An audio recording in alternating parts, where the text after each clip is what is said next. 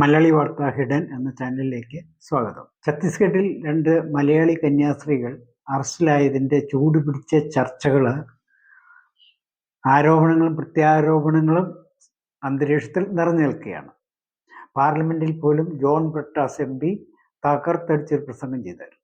ധനമന്ത്രി നിർമ്മല സീതാരാമൻ ഉൾപ്പെടെ പല മന്ത്രിമാരും പല MP മാരും ക്രിസ്ത്യൻ മിഷണറി സ്കൂളിൽ പഠിച്ചിട്ട് കൺവേർട്ട് ആയോ എന്ന് ചോദിച്ചു. This country will have for its implications. 2 കന്യാസ്ത്രീകളെ തുർക്കില് ജയിലിലടച്ചിരിക്കുകയാണ് കൊടും ക്രിമിനലുകളൊപ്പം. ഇതൊക്കെ നമ്മുടെ രാജ്യത്തിന്റെ അന്തസ്സിനെ ബാധിക്കുന്ന വിഷയമാണ്. കേക്കും കിരീടവുമായി ക്രൈസ്തവ ന്യൂനപക്ഷത്തെ പീഡിപ്പിക്കാൻ വേണ്ടി നടക്കുന്ന മുന്നമാരുള്ള ഈ സ്ഥലത്ത് ഞാൻ അവരോട് ചോദിക്കുകയാണ്, ഇന്ത്യയുടെ സൽപ്പേരിന് കളങ്കം വരുത്തുന്ന ഒരു നടപടിയിലും ഇവർ വ്യാപൃതരാകാൻ പാടില്ല എന്നുള്ളത്. നിങ്ങൾ മുസ്ലിങ്ങളുടെ വീടുകൾക്ക് നേരെ ബുൾഡോസർ അയക്കുന്നു, ന്യൂനപക്ഷങ്ങളെ വേട്ടയാടുന്നു. കേരളത്തിലെ ക്രൈസ്തവരെ പാട്ടിലാക്കാൻ വേണ്ടി കേക്കുമായി അരമനകളിൽ കയറി നിറയുന്നു. ആട്ടിൻ തോലിട്ട ചെന്നായികളാണ് നിങ്ങൾ. നിങ്ങളെ തിരിച്ചറിയാനുള്ള ബുദ്ധിയും വിവേകവും കേരളത്തിലെ ജനങ്ങൾക്കുണ്ട് എന്നുള്ള കാര്യം നിങ്ങൾ മനസ്സിലാക്കണം. നട്ടാജി, നിങ്ങൾ പഠിച്ചത് ക്രൈസ്തവ സ്കൂളില്, പീയൂഷ് ഗോയൽ പഠിച്ചത് ക്രൈസ്തവ സ്കൂളില്, നിർമ്മല സീതാരാമൻ പഠിച്ച ക്രൈസ്തവ സ്കൂളില്, ജയശങ്കർ പഠിച്ച ക്രൈസ്തവ സ്കൂളില്. ആരെ മതപരിവർത്തനം ചെയ്യാൻ വേണ്ടിയാണ് അവർ നിങ്ങളെ പഠിപ്പിച്ചത്? നിങ്ങൾ ക്രിസ്ത്യാനിയായോ? ഇല്ലല്ലോ. അമിത്ഷായുടെ അടുത്ത് ചെന്ന കേരള MP മാരോട് അമിത്ഷാ പറഞ്ഞെന്നാണ് പറയുന്നത്. ഒരു മിസ്അണ്ടർസ്റ്റാൻഡിങ് കൊണ്ട് അവരെ അറസ്റ്റ് ചെയ്തതാണ്. ഇന്ന് അമിത്ഷായും പ്രധാനമന്ത്രി നരേന്ദ്രമോദിയൊക്കെ ഛത്തീസ്ഗഡ് ചീഫ് മിനിസ്റ്ററെ വിളിച്ച് സംസാരിച്ചു. അത് കഴിഞ്ഞും അവർ കോടതിയിൽ ജാമ്യം കൊടുക്കരുതെന്നാണ് പറഞ്ഞത്. ഇനി ഏത് കോടതി കൊടുക്കണം എന്നുള്ള കൺഫ്യൂഷനായിരുന്നു ആദ്യം തൊട്ട്. സെഷൻ കോടതിയാണോ, ഹൈക്കോടതിയാണോ, NIA കോടതിയാണോ? ഇത് NIA കോടതിയിൽ വിടേണ്ട ആവശ്യമില്ല എന്നും അമിത്ഷാ പറഞ്ഞെന്നാണ് MP മാർ പറയുന്നത്. പക്ഷേ NIA കോടതിയിലാണ് അവസാനം ജാമ്യാപേക്ഷ സമർപ്പിച്ചതും അതിൻ്റെ ആർഗ്യുമെന്റ്സ് നടന്നതും. ആ കോടതി അല്ലെങ്കിൽ പിന്നെ ഇതിന് അവർ ഫയൽ സ്വീകരിച്ച് ആർഗ്യുമെന്റ്സ് നടത്തുന്നത്. അപ്പം ടോട്ടലി ഇതെങ്ങനെ ഈ ജാമ്യം കൊടുക്കുന്നതെല്ലാം നിഷേധിച്ച് ഇവരെ ജയിലിൽ ഇടാമെന്നുള്ളതാണ് കണക്കുകൂട്ടൽ. അപ്പം അതിനെ സപ്പോർട്ട് ചെയ്തും സംസാരിക്കാൻ നമ്മുടെ തന്നെ നാട്ടിലെ നമ്മുടെ ഈ കത്തോലിക്ക സഭയിൽ തന്നെ ആൾക്കാരുണ്ട്. മറുനാടനെ പോലെയുള്ളവർ. മറുനാടൻ പറയുന്നത് അവിടെ സംഭവിച്ചിരിക്കാം. പിന്നെ ഇവർക്കൊക്കെ ശമ്പളം ജോലിക്ക് കൊണ്ടുവരികയാണെങ്കിൽ ശമ്പളം കൊടുത്തതിൻ്റെയും ആനുകൂല്യങ്ങൾ കൊടുത്തതിൻ്റെയും തെളിവ്. അതേസമയം കുറച്ചുകൂടി സുതാര്യത ഉറപ്പാക്കണം. നമ്മുടെ കന്യാസ്ത്രീകളും അച്ഛന്മാരും ഒക്കെ വടക്കേന്ത്യയിൽ പോയി, പ്രത്യേകിച്ച് ജാർഖണ്ഡും ഛത്തീസ്ഗഡും പോലെയുള്ള ആദിവാസി മേഖലകളിൽ പോയി മതപരിവർത്തനം നടത്തുന്നുണ്ട് എന്ന ആരോപണം അന്തരീക്ഷത്തിലുണ്ട്. അവിടെയുള്ള ആളുകൾ പട്ടിണിക്കാരാണ്, ദാരിദ്ര്യം പിടിച്ചവരാണ്, വിദ്യാഭ്യാസമില്ലാത്തവരാണ്.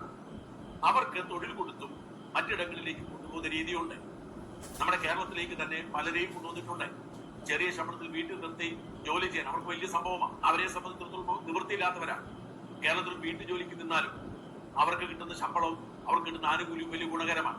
അത്തരമൊരു സാഹചര്യത്തിന് ഇത്തരം ആരോപണം ഉണ്ടാവാൻ സാധ്യത. ഇവിടെ ഈ 3 ആദിവാസി പെൺകുട്ടികളുമായി ആഗ്രഹിക്കുമ്പോൾ എന്തിനാണ് ജോലി സ്ഥലത്തേക്ക് കൊണ്ടുപോയെന്ന് പറയുന്നത്? ജോലി ചെയ്യാനുള്ള പ്രായമുണ്ടോ? അവർക്ക് ജോലി എടുത്തിരിക്കുന്ന തെളിവുകളുണ്ടോ? അവർക്ക് ശമ്പളവും ആനുകൂല്യവും കൊടുക്കുന്നതിന് തെളിവുകളുണ്ടോ? അതൊക്കെ പുറത്തുവിടണം.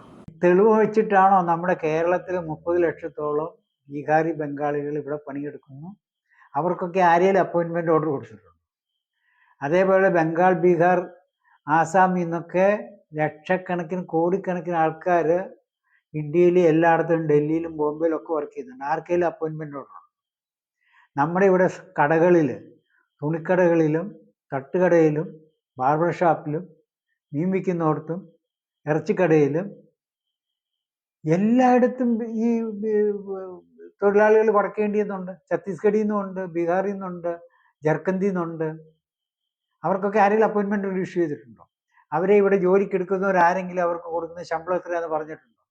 പിന്നെ അതിൻ്റെയൊക്കെ രേഖ കാണിക്കുന്ന ഷാജി സ്ക്രിയ പറയണേ, നിങ്ങൾ സ്ഥിരമായിട്ട് ജോലിക്ക് കൊണ്ടുവന്നതാണെങ്കിൽ. അതുകൂടാതെ ഷാജൻ പറയുന്നു ഇവരെ കേരളത്തിൽ തന്നെ ഇവരെ പല വീടുകളിലൊക്കെ ഇവര് ജോലി ചെയ്യുന്നുണ്ട്. ചിലയിടത്ത് ഈ ഗവൺമെന്റുകാരെ തന്നെ കൊണ്ടുവന്ന് ഇവിടുത്തെ അവരുടെ ഗവൺമെന്റുകളിൽ ജോലി ചെയ്യിക്കുന്നുണ്ടായിരിക്കാം. പക്ഷെ അവർക്കൊക്കെ ശമ്പളം കൊടുക്കുന്നുണ്ടല്ലോ. ശമ്പളം കൊടുക്കുന്നില്ല എന്നുള്ളതിന് എന്തെങ്കിലും തെളിവുണ്ടോ? മതം മാറ്റി എന്നുള്ളതിന് കംപ്ലൈന്റ് പ്രകാരം ഒരു FIR നേരത്തെ രജിസ്റ്റർ ചെയ്തിട്ടുണ്ട്. ഇതൊന്നുമില്ല. റെയിൽവേ സ്റ്റേഷനിൽ ഇറങ്ങിക്കഴിഞ്ഞപ്പോൾ ടിക്കറ്റ് ഇല്ല എന്നുള്ള പ്രശ്നത്തിൽ ഒരു പ്രശ്നം ഉണ്ടാക്കുന്നു. അന്നേരം അവർ ഇവിടെ കൂട്ടിക്കൊണ്ടുപോകാനായിട്ട് വന്ന സിസ്റ്റേഴ്സ് ഇവരെ മതം മാറ്റാനാണ് കൊണ്ടുവന്നതെന്ന് പറഞ്ഞിട്ട് അറസ്റ്റ് ചെയ്യുന്നു. അപ്പോൾ ഇതെല്ലാം ഒരു ഫാബ്രിക്കേറ്റഡ് നാടകമാണ്, അബ്സല്യൂട്ട്ലി ഫാബ്രിക്കേറ്റഡ് ആൻഡ് ഒരു കോൺസ്പിറസിയുടെ പുറത്ത്. ഞാൻ അതുകൊണ്ടാണ് ഇതിന് എതിരെ സംസാരിക്കുന്നത്. ഞാനല്ലാതെ കന്യാസ്ത്രീകൾക്ക് അനുകൂലമായിട്ടുള്ള ഒരു നിലപാട് ഉണ്ടായിട്ടല്ല. എനിക്കങ്ങനെ അനുകൂലമായിട്ടൊരു നിലപാടുമില്ല. ഏതെങ്കിലും മതമായിട്ട് എനിക്കൊരു അനുകൂല നിലപാടില്ല. മതങ്ങളെല്ലാം സൃഷ്ടിച്ചത് മനുഷ്യരാണ്. ഒരു മതത്തിൻ്റെ ദൈവത്തെ ആരും കണ്ടിട്ടില്ല. ഏതെങ്കിലും മതത്തിലുള്ളവർ സ്വർഗത്തിൽ പോയിട്ടുണ്ടോ എന്ന് ഇന്ന് വരെ മനുഷ്യനുണ്ടായ പിന്നെ ആയിരക്കണക്കിന് കോടി വർഷം കഴിഞ്ഞിട്ട് ഇന്ന് വരെ ആരും തെളിവ് ഹാജരാക്കിയിട്ടില്ല. പിന്നെ ഈ യേശുക്രിസ്തുവിന് വേണ്ടി പോയി പ്രസംഗിച്ചാൽ, യേശുക്രിസ്തുവിൻ്റെ ജീവിതകഥ പുറത്ത് പറഞ്ഞുകൊണ്ടിരുന്നാൽ മോശം കിട്ടുമെന്നുള്ള വിചാരമൊന്നും വിചാരിക്കാൻ മാത്രം ബുദ്ധിശക്തി എനിക്കില്ല. നമ്മുടെ കേരളത്തിലെ ദരിദ്ര കുടുംബങ്ങൾ ഉണ്ടായിട്ടാണ് ഈ കന്യാസ്ത്രീകളൊക്കെ ഇത്ര ഉള്ളത്.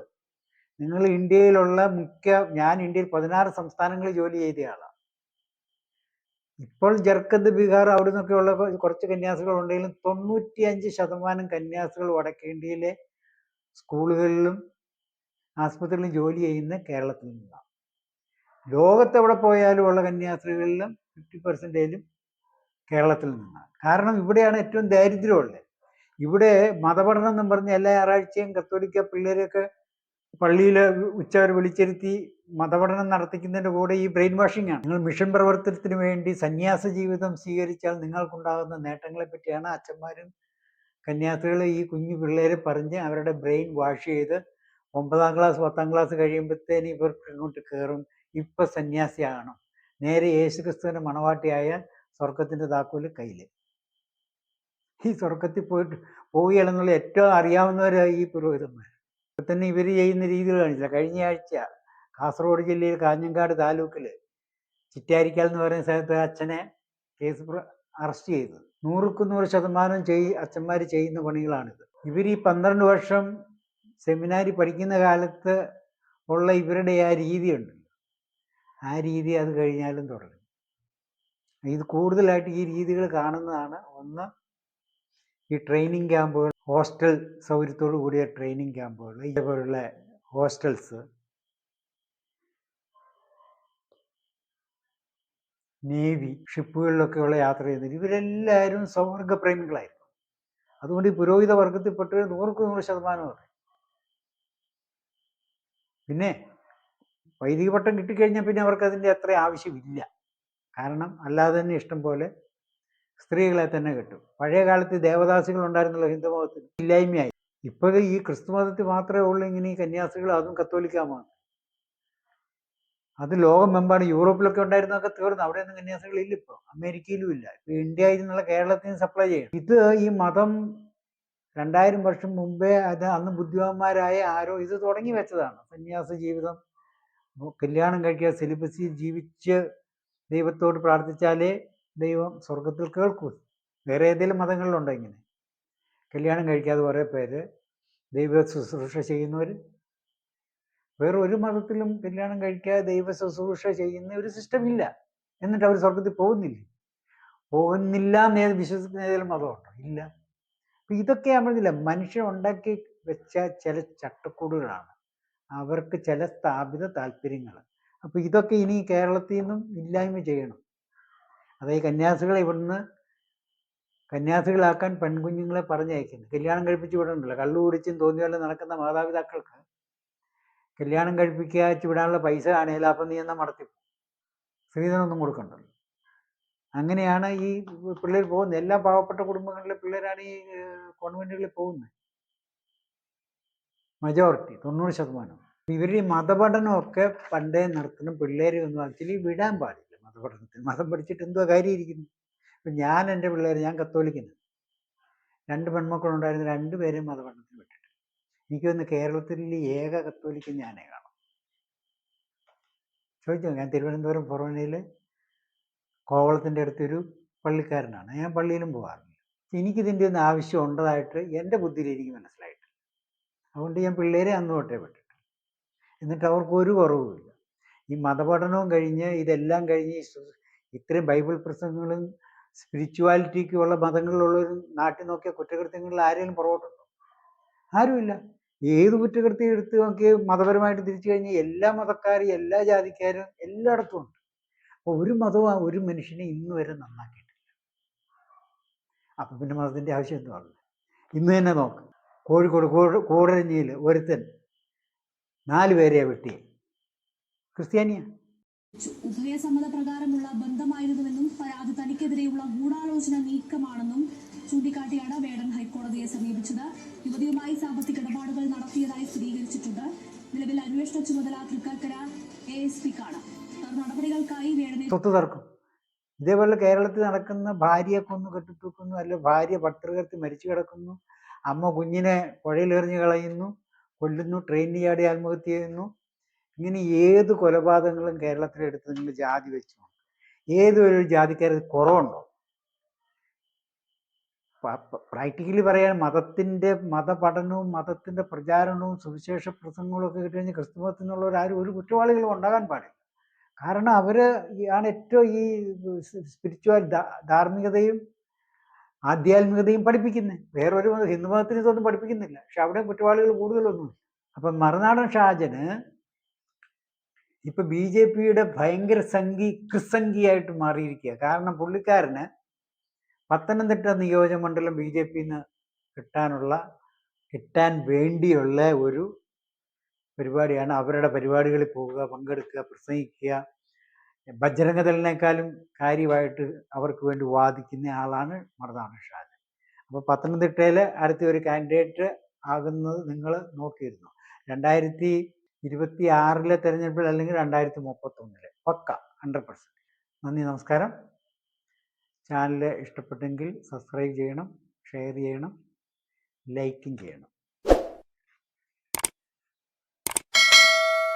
വേറൊരു കാഴ്ചപ്പാടിൽ കൂടെയുള്ള വാർത്തകളെ പറ്റിയുള്ള വിശകലനം, ഇതിനെപ്പറ്റിയുള്ള critical evaluation or critical appraisal or critical പെർസ്പെക്റ്റീവിലുള്ള ഇതായിരിക്കും ഞാൻ സംസാരിക്കുന്നത്.